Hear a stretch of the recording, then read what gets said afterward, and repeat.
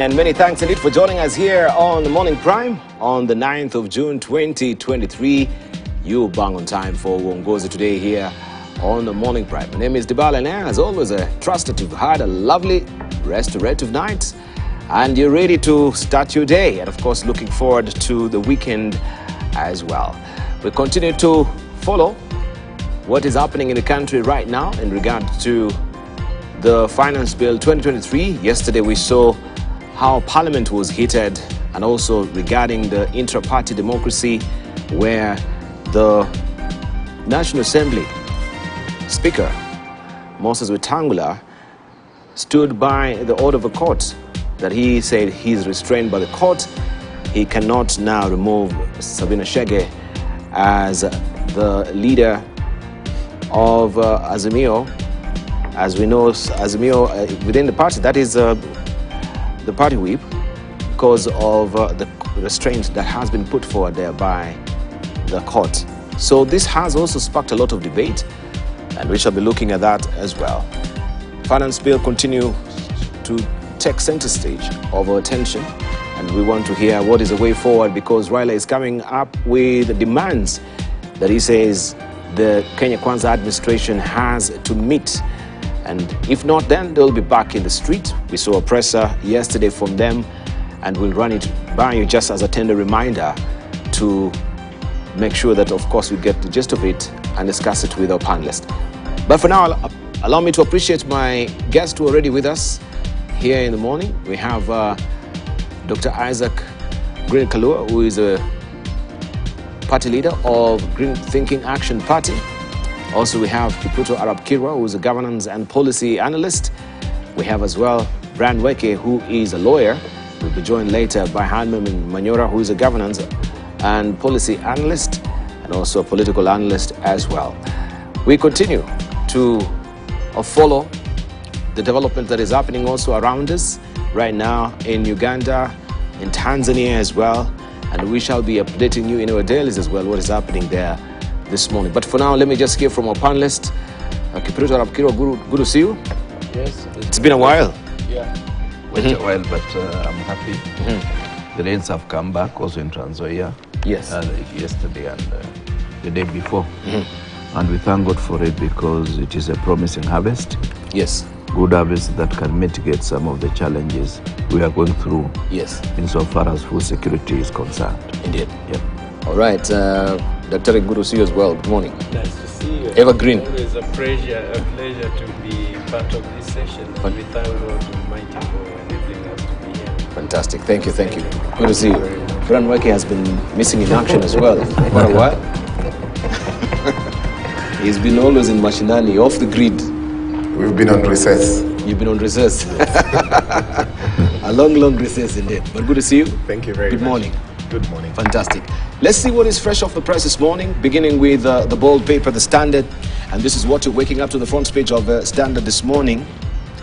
Raila, why we must reject finance bill is a splash. Why we must reject finance bill is a splash this morning. Azimio fears opposition chief Raila Odinga wants the president to withdraw the finance bill, saying its implementation will create an economic recession, and calls on all Kenyans to fiercely resist the Treasury's new tax measures. You have the story continuing on page 6 of the Standard today. And Azimio leader is saying, quote unquote, the bill is economic sabotage. If President Ruto insists on this bill, this country will go into food recession. This bill requires and must get fierce resistance. This is what Raila Odinga is saying. And you can follow the story on page 6 of the Standard today. Ruto's fresh blow to media on advertising. And of course, you know, the My Government supplement that is domiciled at the Government Advertising Agency still continues apace. And this also has been adversely affecting the revenues of media houses. You can follow the story on page 7 of the Standard. Baptism of fire for new CBK boss. This is Kamau Thuge, who now will be assuming, of course, the office after the exit of the current governor. His tenure ends. That is Dr. Patrick Njoroge, but he comes in while the country is in the economic doldrums. Will he be able to turn around the elephant? That's the probing question. And US Pence tears into Trump. Pence tears into Trump. How will this really affect now the nomination for the Republicans? Everyone is eagerly awaiting to see this. This is on page 24 of the Standard this morning. And faith in clash of record holders. You have that story on page 36 of the Standard this morning. Impeached Fate of CI's Odwol now in Senate's hand. And 24 billion shillings. Too little too late for schools, even though the release of capitation fund was seen as a huge relief to schools battling serious cash crunch. After a long wait, stakeholders decry the amount and the inordinate delays. This story continues on page 2 of the Standard today. 16.9 million students in secondary, junior secondary and primary schools. 24 billion shillings funds released by the ministry this week. 28 billion shillings what CS Ezekiel Machogu had promised. And 4 billion shillings, the difference between what CS promised and funds disbursed. 18 billion shillings, the last disbursement done in January to clear 2022 debts. You want to follow this story inside the Standard this morning. Raila's 10 demands for Ruto. Raila's 10 demands for Ruto is a splash here. There are some demands that are being proffered. This is all in regard to finance bill. Opposition warns of a return to mass action should the draft law sail through. Opposition leader Raila Odinga has offered President William Ruto a 10-point economic blueprint. He says is a better alternative to the high taxes proposed by the government in the finance bill. Mr. Odinga wants the government to stop duplication of county roles and responsibilities, cap wastage in the executive and seal corruption loopholes, even as he maintains subsidies on basic goods must be reinstated and the proposal to increase taxes on goods and salaries be withdrawn from the bill. This is a story that you want to follow on page 4 and 5 of the Daily Nation this morning. Ex-State House official in 413 million shillings child support fight. You can follow the story also on page 10 of the Daily Nation. On education, teachers sue insurer over poor services. Teachers sue insurer over poor services. That is inside the Voice. And it will cost you 560,000 to own First Lady's bicycle. This is the bicycle that she was cycling from State House to United Nations center there when we had the UN Habitat Assembly, and it cost a tidy 560,000 shillings for you to own this bicycle. Read all about it inside the Daily Nation. And ex-State House official in 413 million shillings child support fight. I didn't give you the gritty details that are here. What someone wants. A woman has filed a child maintenance case against a former senior State House official, alleging that he has abandoned his parental responsibilities over their 3 minors. The woman is demanding a monthly maintenance of 2.7 million shillings to cater for the maintenance of their 3 children. In the alternative, she wants him to deposit a sum of 413 million shillings as maintenance cost for the minors until they turn 18. That story is tucked on page 10 of the Daily Nation this morning.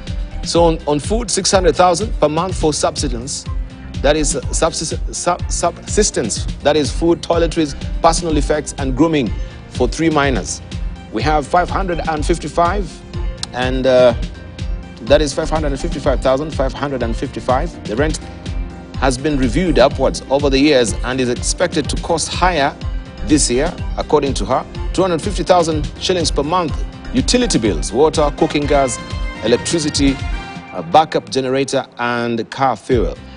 And that is the money that how it will be, of course, utilized. 2,700,000 estimated total monthly expenditure. This is quite an expensive house. I don't know. Kiro, what do you think about this? Well, it's so beware. It's supposed to be 50-50 in terms of child support.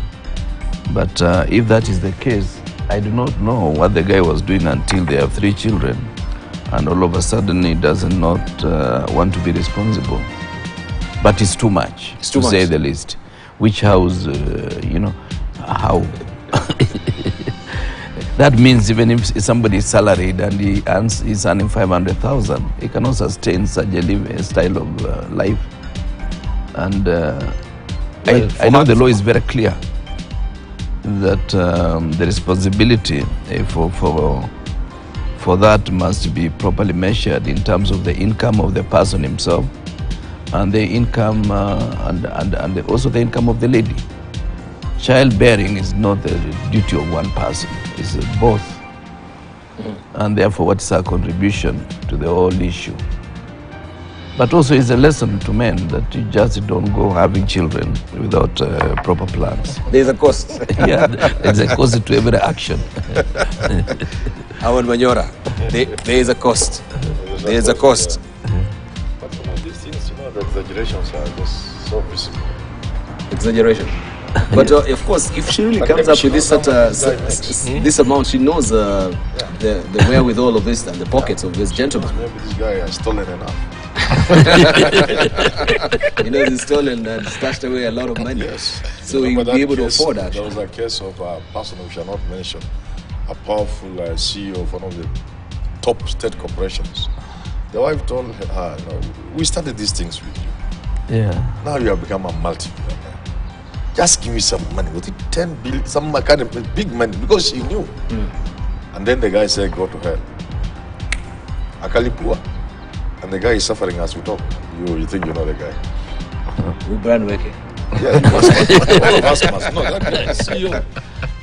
But the wife passed on later after some divorce. Yeah. Okay. Yeah. She wouldn't know why she's asking. She wouldn't ask if you don't have. And certainly she knows you didn't get this money in a good way. Imagine if you ask him a man for 2.7 million per month.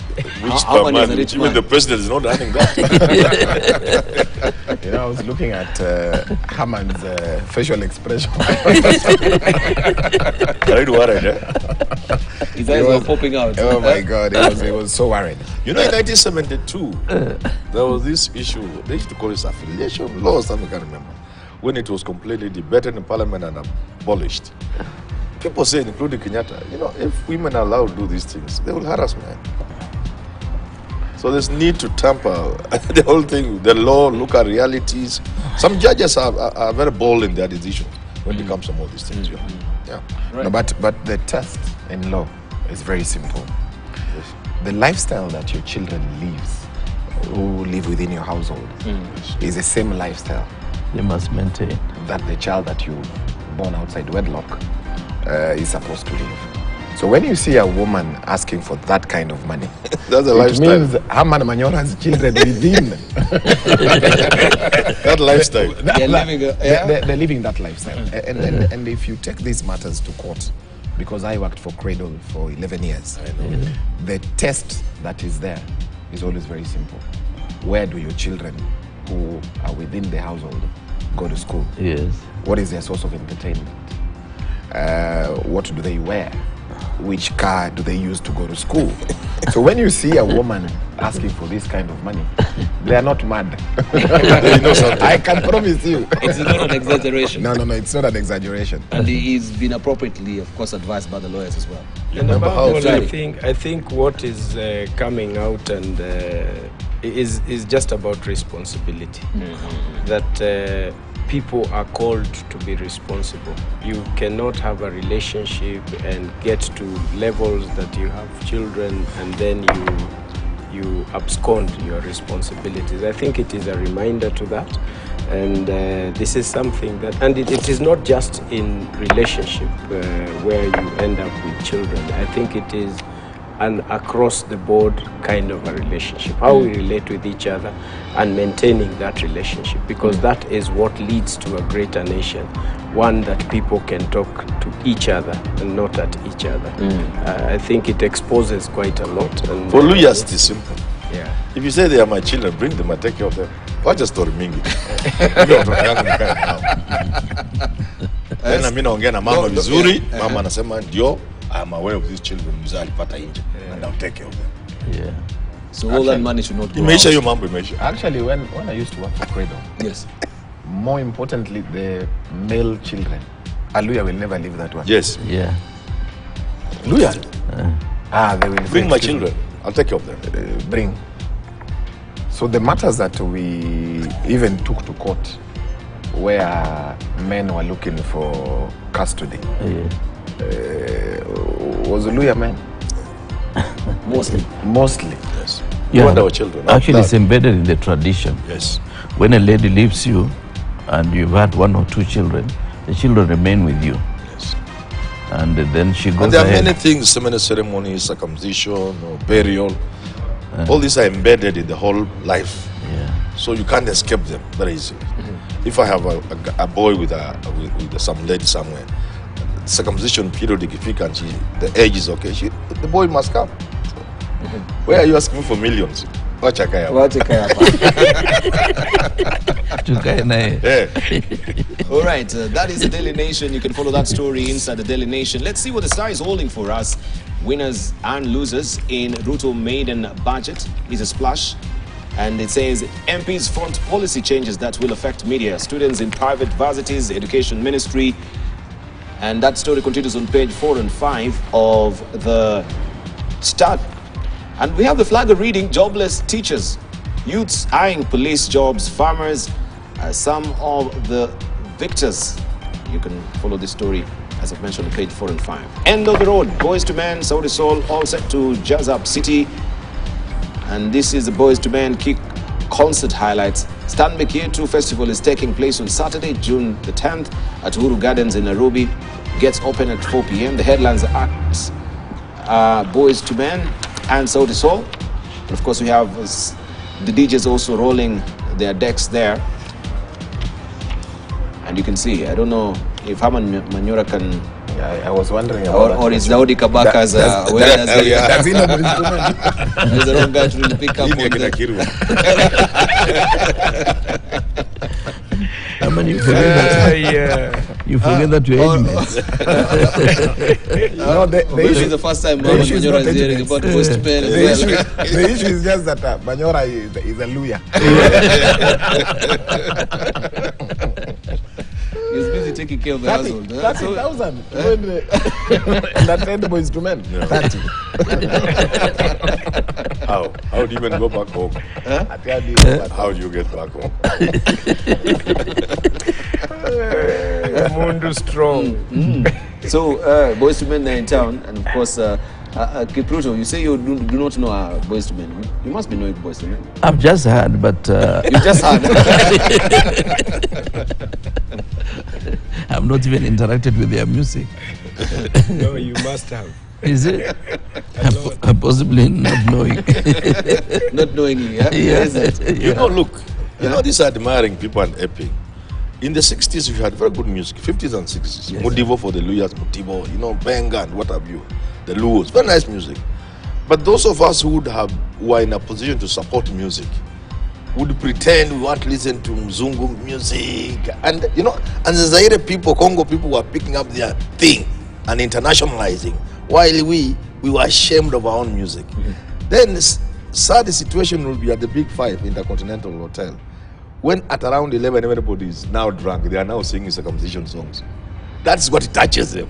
Yes. But elsewhere, where in public music is what Boyz II Men or whatever they are called. If we had embraced our music, it would be a big industry in this country. But we were ashamed of our own music. And therefore it died. Benga was a big thing. Look at how much. It's an industry in Congo, isn't it? Yeah. It's a multi-billion industry. Here, we killed it by merely wanting to show we are civilized. I could see at the university, nobody wanting to stop Kamaru songs. You know, you funny from the rooms. You know, it's so sad because even if you go to Kibra, and I have nothing against Kibra people, look at the kind of radio stations they listen to. They don't even resonate with them. Those things that are being said have nothing to do with them. But those are the ones, let's not mention them. Somebody will sue us. Just go to Kibra, utasikia to radio. They are not the sort of radios you would expect people there to resonate with. Because even if they are advertising things, they're not for them. They're advertising for houses, insurance, sijui what. But our people want to associate with that which they think is modern, is, Exotic. Oh, okay. Let me come to Dr. Green, because I know Dr. Green also grew up on this juice. He could be also maybe having a ticket, and we don't know. I think For the Boyz II Men. Yeah. What comes to me is not just about Boyz II Men, is not about the group that is working there, but the culture that we need to build in our society to support artists. The talent that is so much available within our youth that we must be able to support. If Boyz II Men can make it that far, then it means there is hope for our youth in this country who are jobless, people who are in the industry of music and are not making money. I am a musician myself. I do gospel music, and I compose, and we have been singing for many years. And there needs to be something that comes out of this that creates a lot of hope for our youth. So that is what I look at, and I encourage people to attend those places to see, because unless you see the pool, the crowd, the enthusiasm in such a function, then you cannot appreciate the potential that lies within our youth. So I encourage and call upon our youth to build our own, that this kind of an event can be held in Burundi, in Rwanda, in the US, that a Kenyan artist has made it that far. So it's very encouraging, and I call upon our youth and everyone who is interested in this to definitely participate. It's a good thing. Yeah. All right, Brian Weke can resonate with this completely. This is my generation This music. is, yes. And I want to assure you, Chris and Manyora, I will be there. You know, I was just trying to test the waters and see the generational generational differences. And I'm shocked that Kirwa and Professor Manyora, they don't know about Boyz II Men. In our time. The Kirwa says, I have just heard of it now. In our time, Boyz II Men was the band. That genre of music was for our time, for the 80s and the 90s. And I can tell you for a fact, for the first time in the history of this country, that concert is fully sold out. Even today, if I preach to both Professor and Kirwa to attend, you can't even go. It is full. But you know, also fully sold out. Yeah, Honorable Kirwa by then was very busy with the ministerial job. Minister of Agriculture, he was not really concentrating on what was happening on the radio and TV. But he had the money now to enjoy.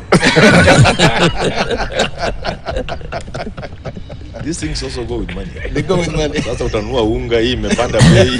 Kama utaenda kwa muziki. What's wrong with you, man? But if you are a minister, that budget you even don't know how it comes. But there's an entertainment budget that there's a stipend there that you're given every month. You don't even know. They just tell you, boss, there's a nice thing going on. We have booked you.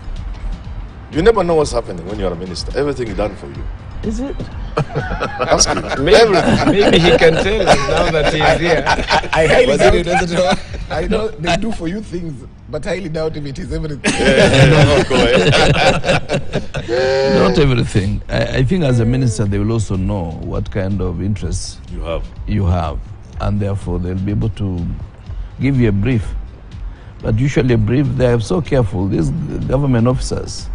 And I would want to remind the administration of the day that there is a latent potential among these civil servants. And don't scare them. Spend more time listening to them because they know it. They have seen enough ministers come and go. Yes. And therefore it is imperative that you do not underrate their intellect, you do not underrate their capacity. And it would be important even for Kenya Kwanza administration to turn the manifesto into policy guidelines so that we are able to have something akin to those who train like him. There is a course outline, there is schemes of work, and there is a lesson plan. Those they just run in that particular order. You don't start by schemes of work, then you go to the course outline. You start with the course outline, schemes of work. So the course outline could be the manifesto. You promised us 1, 2, 3. How do you intend to do it, and within which period? Schemes of work, Lesson plan is specific for the day. Such issues can resolve some of the challenges we are going through. And therefore, when I was minister, I was not oblivious of what was going on in town. But your interest also is covered within certain framework. When you are minister, the 5 years end before you start. Because you will not know that now 5 years are over. You are planning to go to the constituency, you are called a certain president, is passing by, and the president has said you go keep him busy at the airport, and therefore you miss going to the constituency. So your program is not entirely yours. It is managed by other people, and so many intervening and at times confusing events for the period you are minister. So those who are ministers now, they should remember that 1 year is over, and if they last the 5 years of Ruto administration, God forbid. If they last the 5 years, those 5 years will end before they realize they have started. Yep. Fantastic. And that is the star today. This is how it looks. If you want to go for the Boyz II Men, make sure, I don't know if the tickets, they're all sold out. They could be. They are all sold out, I'm given to understand. Yes, yes. Yeah, this town has boys with money, man. Boys with money. What are you talking about? You mean girls? Boys. All right, boardings to go in CBC reforms. This is all about boarding schools right now to go in CBC reforms. Task force report is out, and team tells Ruto to turn all primary and secondary institutions into day schools and cut TSC powers as term expires. Amin, what do you think about this particular I have been very passionate about it. For the boardings? Yeah, because I've maintained, first of all, it's the colonial legacy and the relic for that matter. We took our children to boarding schools because Mzungu told us our pagan ways were so bad. For a child to learn, you must remove them from the primitive home and go and lock them somewhere in a boarding school. That alone is bad. Secondly, it is what makes education very expensive. Very expensive. Extremely expensive. And then there are also many other things. Even just the security of the children, the safety of the children. I think a boarding school is something that must have gone a long time ago. We should think of removing it yesterday, not today. Really? Oh, yeah, completely. Yeah. You see, even some parents take 5-year-old kids in boarding. I've seen some have introduced, when I was helping a friend get to school, what they call weekly boarding, where you take your kid on Monday, collect them on Friday. 5, 4, 3, 6 years. Weekly boarding? Yeah. But when Nini nakusumbua? What's kind of mtoto? Cost of living, sometimes also when they're away, you know, the household budgets is a bit lean. So boardings must go. Okay, let's say from Dr. Green. No, this thing of boarding is a very sensitive thing. Sensitive because it's so important to the family, to the parents, to bring up their children. I made a deliberate choice at my time. Bringing up my children, none of them went for boarding school.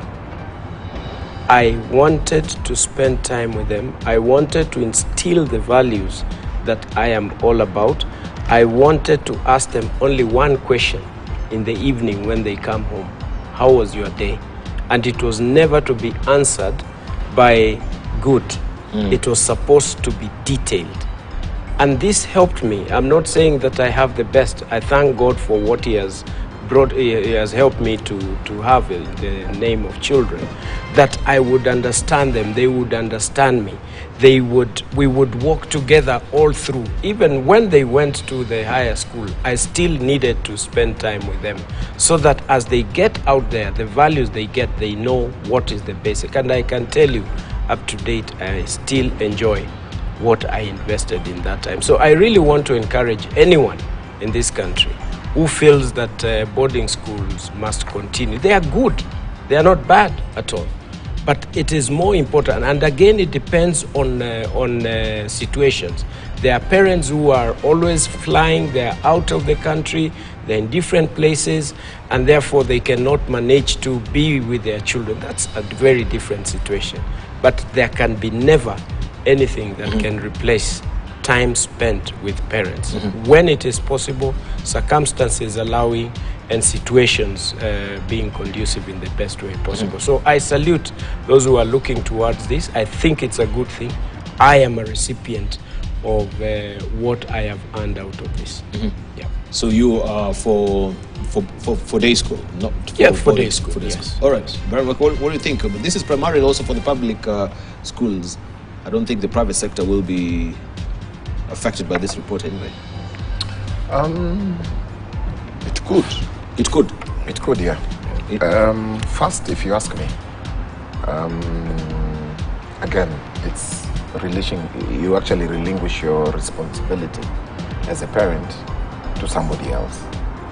The biggest role for parents is actually to impart certain values to our children. But what happens is that sometimes you're very quick to transfer that responsibility to third parties. I've seen men think and say that I've already paid school fees, I've been able to put money, food on the table, and people sometimes feel that that is what parental responsibility is all about. I think there is more to it, and it is important for parents to impart certain values. And that's why you can see there is a total breakdown of values in our society. But again, because of the system that we have in terms of education, we also have to balance that. You find a child who is in Turkana and has capacity and capability and has been able to join a national school.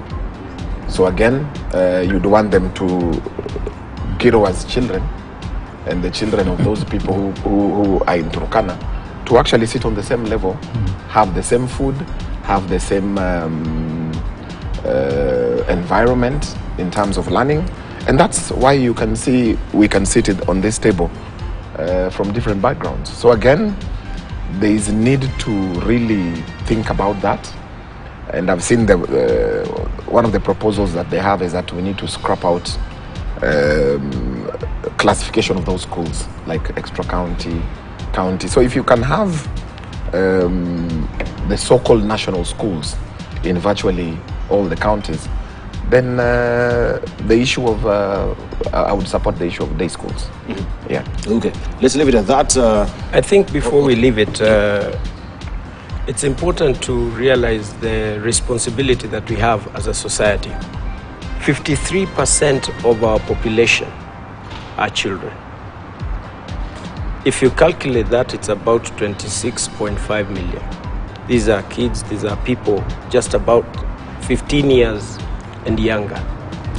We have about 340 plus, if you put together the teachers in the private sector and my very honorable professor and others, there are about 500,000 if you put that number at such. If you divide those by the number of kids, you're talking of 53. The burden we are putting on teachers is 53 per teacher, kids. How then can we be able to take responsibility? It's by parents taking their space, because Prof will deal with kids who are older, 18, 16 and above, who is dealing with this. And our society is at that level. We need to really give them the best. We need to understand that what we bring up with them is what they are going to adapt, and therefore becomes our society. A figure of 26 million, 25 going above, is not an easy figure if parents, if teachers are not taking responsibility and imparting the best that we can to change the society. That is where the world happens. That is where the society is made to change and progress at that early stage. And therefore, the more we spend time, the more teachers are available, including parents, the better it is for the society of Kenya. Indeed. Yeah. Thank you. Dibal, I think this is a serious cultural change that we must also ask ourselves. What is the background to these boarding schools? What is the background to classification where there are schools considered national? What was the merit and the criteria for you going to a national school, going to a district school, or a provincial school. It was in terms of academic excellence. And therefore, if you work hard, you can go to a national school. If for some reason your performance is not as good as it should, you go to a lower level. Now, while I realize scrapping of boarding schools is popular around the table, it is important and it's also imperative we ask ourselves what is informing that particular decision. I would consider it a mixed bag, a bag of mixed fortunes. While you want to scrap it, from what Brian was saying, how will you be able to equalize some of the parts of this country?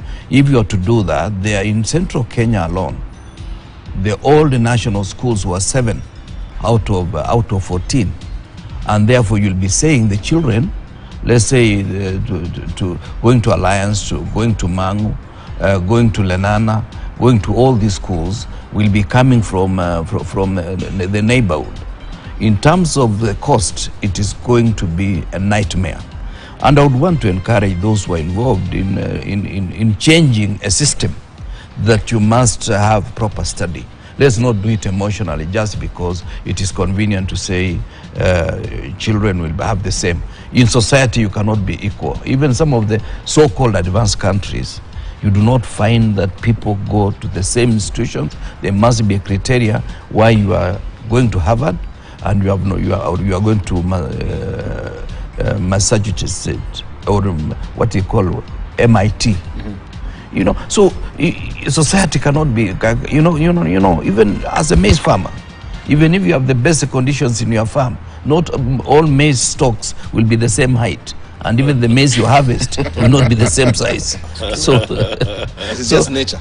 Let us spend more time thinking. Of course, for primary, I would encourage that we don't take our children to boarding too early, because there is a possibility of a good school within the primary. But secondary school, I think it will be foolhardy. Even universities now, people who are in their 20s and their teens, towards the end of their teens, they are struggling with accommodation. And it is a big mess for school-going, university-going students in this town or any other place. All right. Yeah. Okay. Government also too broke to pay NHIF. This is what Nakumicha is revealing, as you can see it on the Business Daily. And why Azimio opposes the budget, we'll run you about the story momentarily. Let me just get done with the paper review. KRA, Kuwinda Mama Mboga. Right now, we were given to understand 1.2 billion shillings has been given to KRA for the spies to be on the ground, and they'll be looking whether you're paying your dues or not. Mama Mboga, Kuwindwa na KRA. I know we'll talk about this during the finance bill debate as well. Now, Business Daily. Kenya's rich get richer as gap with the poor widens. This is what the Business Daily is holding for us this morning.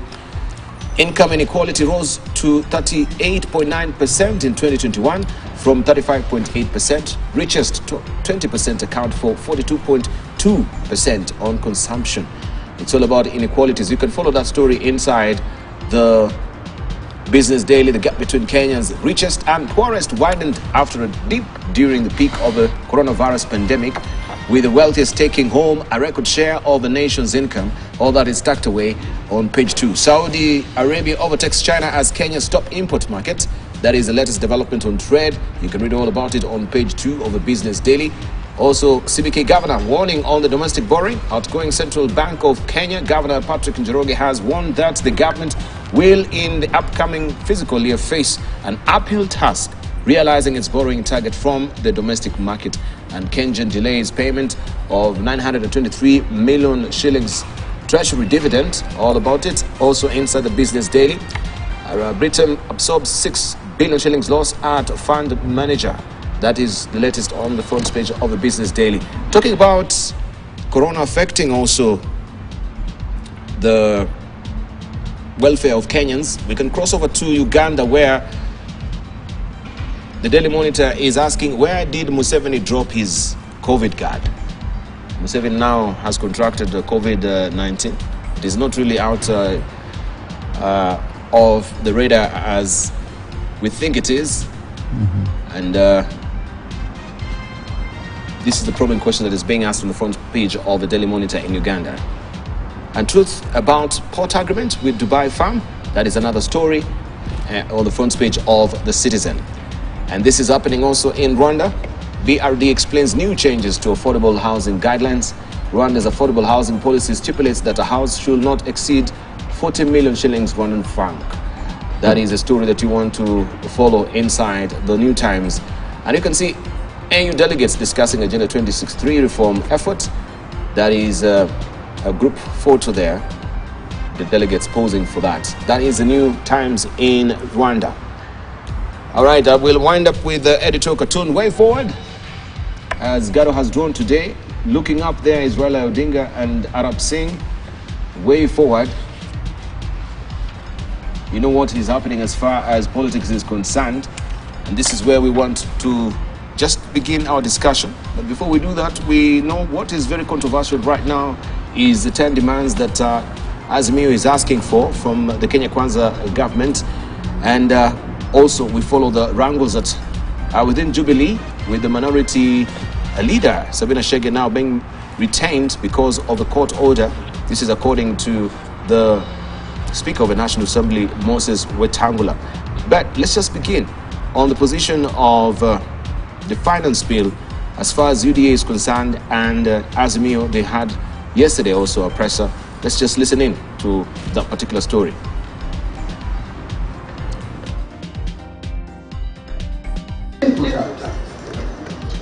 The Finance Bill 2023 is without a doubt remaining a hot potato in the country, and Azimio Coalition is not backing down on its call for total rejection. Trying to say that this one. Azimio leaders maintain that the government has run out of ideas and hence the need for its withdrawal. The leaders, including Raila Odinga, are warning of consequences if it is enacted. This bill is economic sabotage.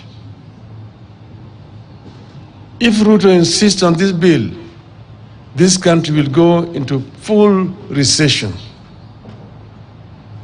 This bill requires and must get fierce resistance. Should Ruto overrun the National Assembly, we will regroup and overrun him in the wider National Assembly of the whole people of Kenya.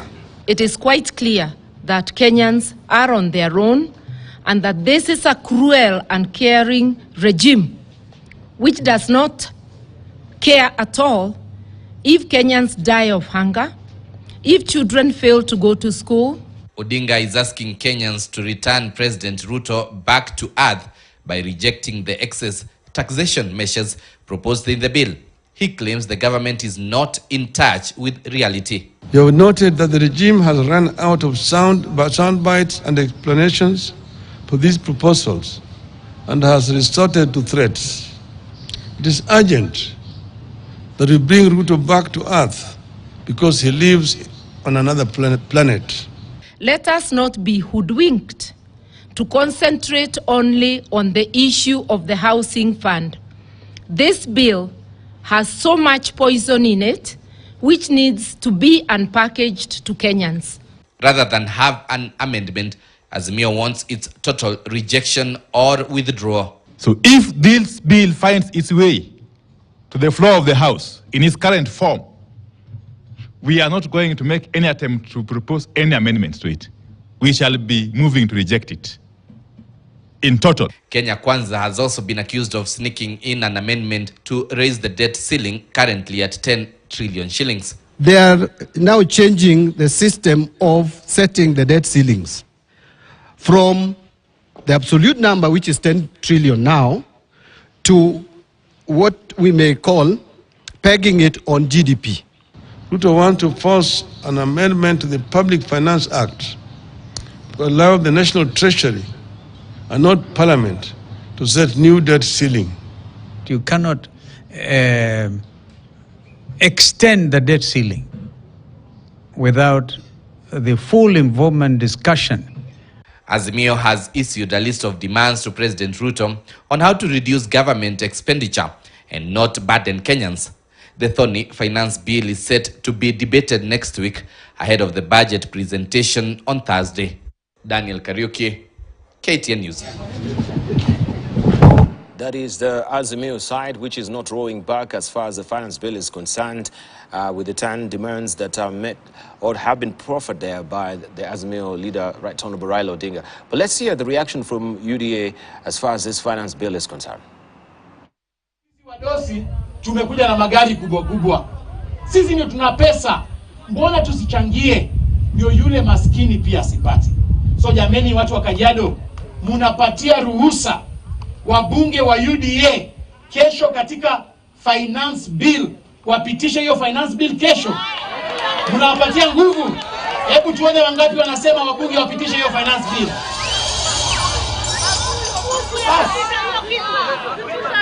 Wapitishe, si ndio? Sasa ni msimamo wetu. Na mimi kama Secretary General naenda kuongelesha wabunge wetu wa UDA na wa Kenya kwanza asubuhi kesho. Na kesho mtaona mambo. Mtaona hii majamaa wanapiga kelele na hawana numbers katika hiyo assembly.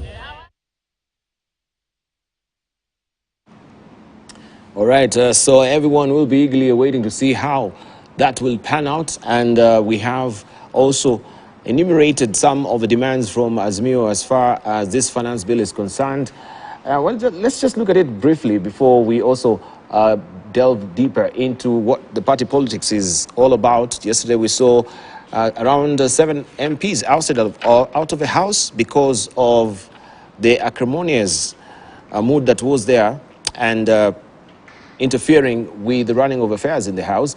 But what opposition leader is proposing, because they've been saying we do not have, or they don't have any alternative. Now they've given the alternative here: stop duplication of county roles and responsibilities which amounts to double allocation for resources, zero-based budgeting, start from scratching instead of using former President Kenyatta's budget as their baseline, cut down on spending and live frugally, seal corruption loopholes and curb wastage in the executive that lead to loss of revenue, stop non-essential government expenditures, including the appointment of chief administrative secretaries, cut non-essential domestic and international travel, reduce the size of the executive to save money, freeze out of station, house and domestic allowances for cabinet and principal secretaries, stop corruption and theft of public funds, withdraw finance bill 2023 and begin afresh. That is their position as it is. But also, let's follow the story that was there yesterday, where now we know that the minority leader of Azimio, so to speak, of the Jubilee Party, that is Sabina Chege, has retained her seat so far, pending a court case, according to the Speaker of the National Assembly. But let's just remind ourselves how it was yesterday at the National Assembly.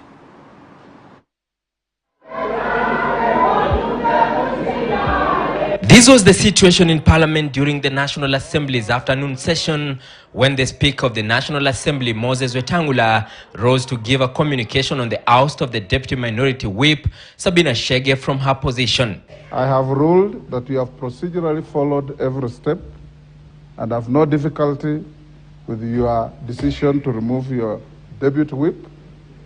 But there is a court order to which, strangely, your party and your coalition is not a part of the proceedings. The ruling, which act the Azimio la Umoja One Kenya legislators, fueling bado mapambano chants at the floor of the House, forcing a temporary adjournment. All the honorable members, the House will take a short recess of 15 minutes. And even after the break, the MPs picked from where they left.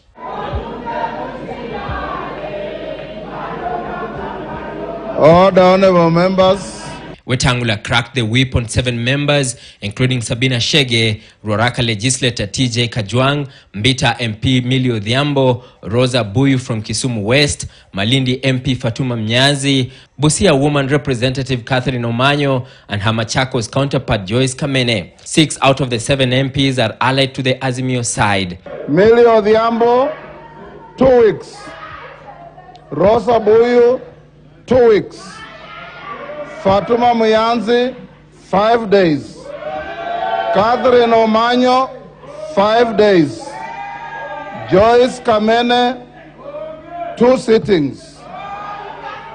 TJ Kajwang, 2 weeks.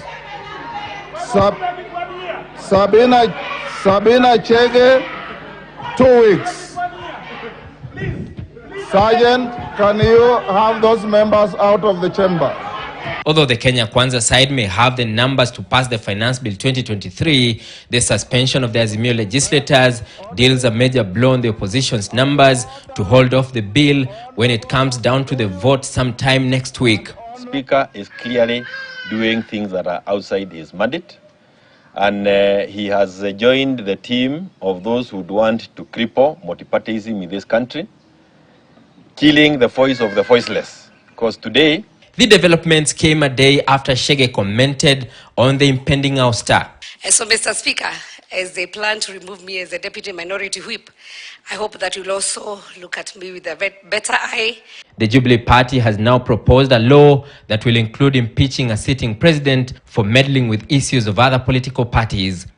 Watu ambao wamechukua nyadhifa tofauti wakionekana wakiingilia vyama kama vile wameingilia chama cha Jubilee, Ruto na Gachagua na sasa speaker, tunaweza tukapata nafasi ya kuhakikisha kwamba iko impeachment, kwa sababu hiyo sheria tutajaribu tuone kama itapitishwa na wanabunge. Wasipopitisha wengine watakuja wapitishe.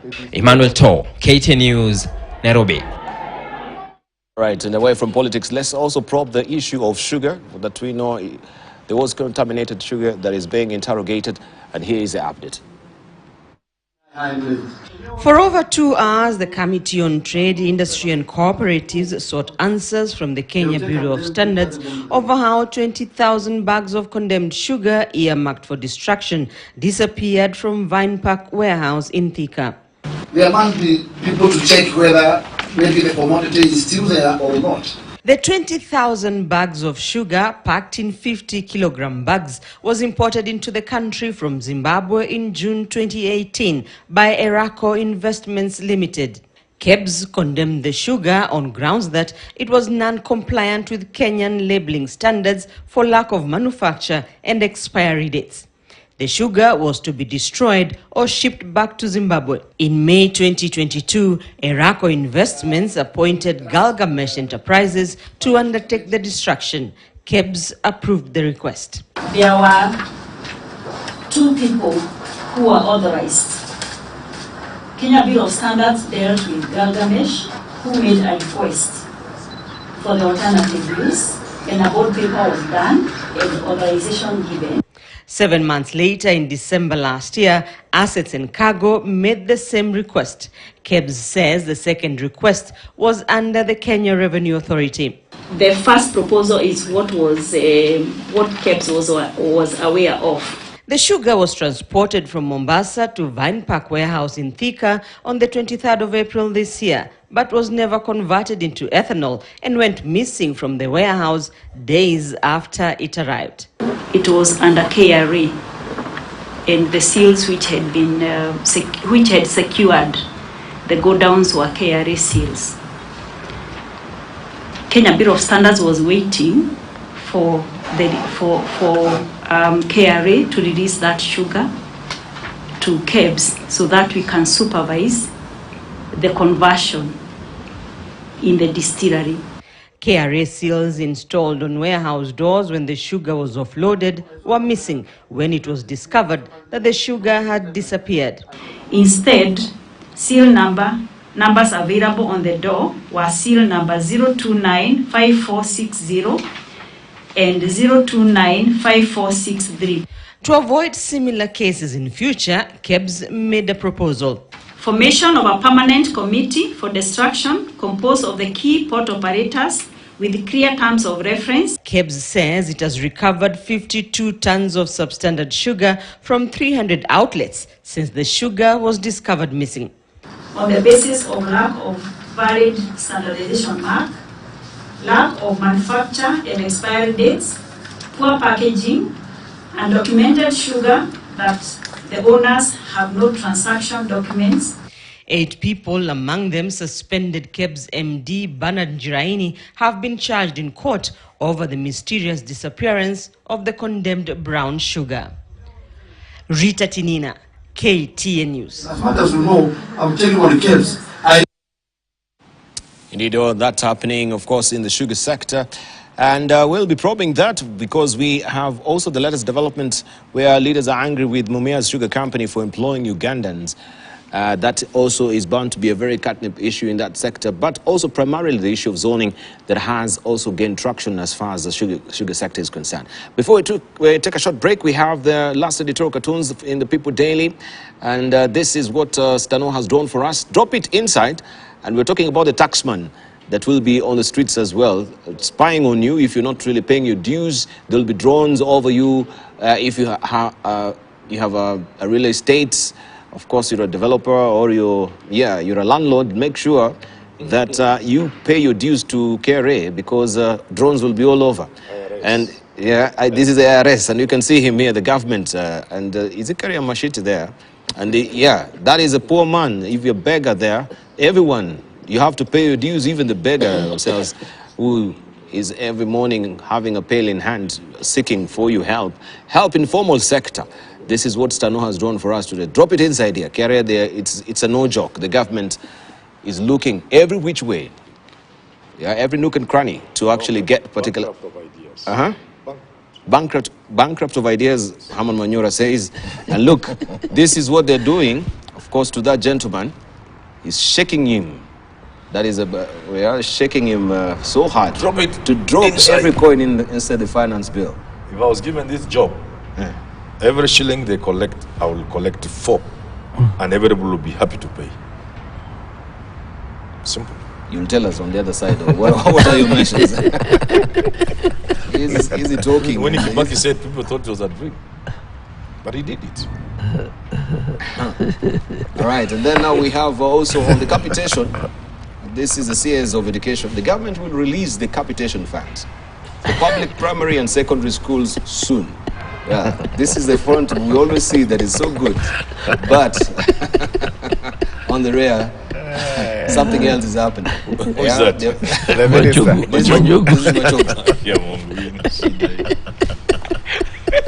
I said it when this government was formed. I said the president required serious men and women to help him manage these rough times. He didn't listen. So they bereft of ideas. What is this symbolizing? Where we have this country can only be